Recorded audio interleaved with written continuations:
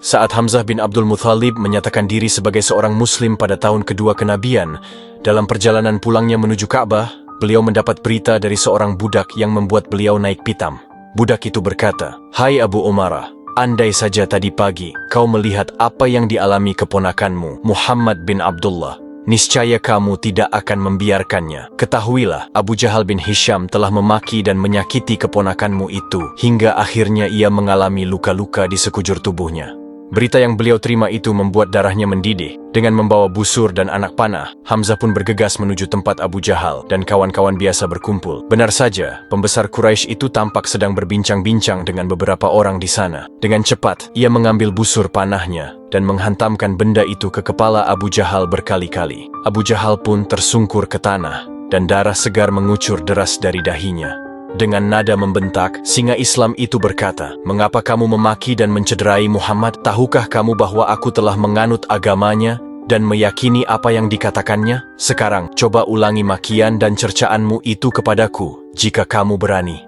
Nyaris saja terjadi perkelahian massal. Akan tetapi, Abu Jahal dapat mencegahnya dengan mengakui dirinya telah mempersekusi Nabi Muhammad Shallallahu Alaihi Wasallam.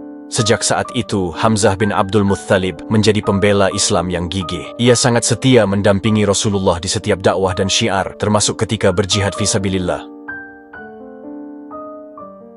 Meskipun Rasulullah dan kaum muslimin sendiri telah hijrah ke Madinah, kaum musyrikin Quraisy tak henti-hentinya berupaya menghabisi mereka. Dedengkot kaum kafir itu sangat membenci ajaran Nabi Muhammad Shallallahu Alaihi Wasallam, apalagi sesudah kekalahan di Perang Badar.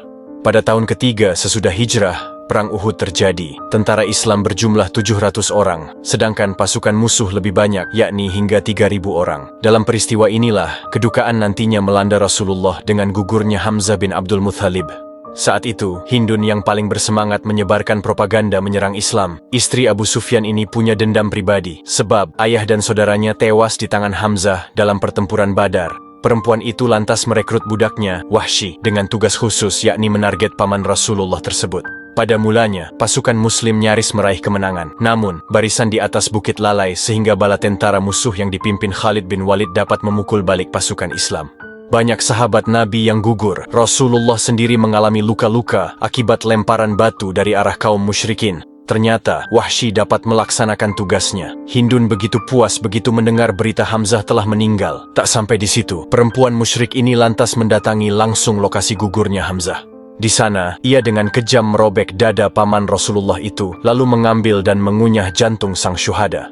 Pertempuran pun telah usai. Pasukan musuh kembali ke Makkah, sementara puluhan jenazah muslimin berhamburan. Harits bin As-Simmah ditugaskan Rasulullah untuk mencari jenazah pamannya. Begitu berhasil menemukannya, rasa sedih segera menyeruak dari diri Rasulullah Shallallahu Alaihi Wasallam. Alangkah pilu hati Rasulullah menyaksikan tubuh pamannya tercabik-cabik sedemikian rupa. Untuk sesaat, rasa emosi membara dalam dadanya, sampai-sampai beliau berkata, "Belum pernah aku menyaksikan peristiwa yang membangkitkan rasa amarah seperti saat ini. Demi Allah, jika suatu ketika nanti Allah memberikan kemenangan kepada kami dalam menghadapi mereka, musyrikin, akan kuaniaya mereka dengan cara yang belum pernah dilakukan oleh orang Arab." Bagi orang biasa, amarah itu mungkin wajar ketika melihat keluarga dihabisi sekejam itu. Namun, sikap itu kurang baik ditampilkan seorang nabi, sampai Allah menurunkan wahyunya sebagai teguran kepada beliau, yakni surah An-Nahl ayat 126-127. "Dan jika kamu membalas, maka balaslah dengan balasan yang sama dengan siksaan yang ditimpakan kepadamu. Namun, jika kamu bersabar, sesungguhnya itulah yang lebih baik bagi orang yang sabar. Dan bersabarlah Muhammad dan kesabaranmu itu semata-mata dengan pertolongan Allah, dan janganlah engkau bersedih hati terhadap kekafiran mereka, dan jangan pula bersempit dada terhadap tipu daya yang mereka rencanakan." Sampai pada akhirnya, Rasulullah Shallallahu Alaihi Wasallam memilih untuk memaafkan mereka.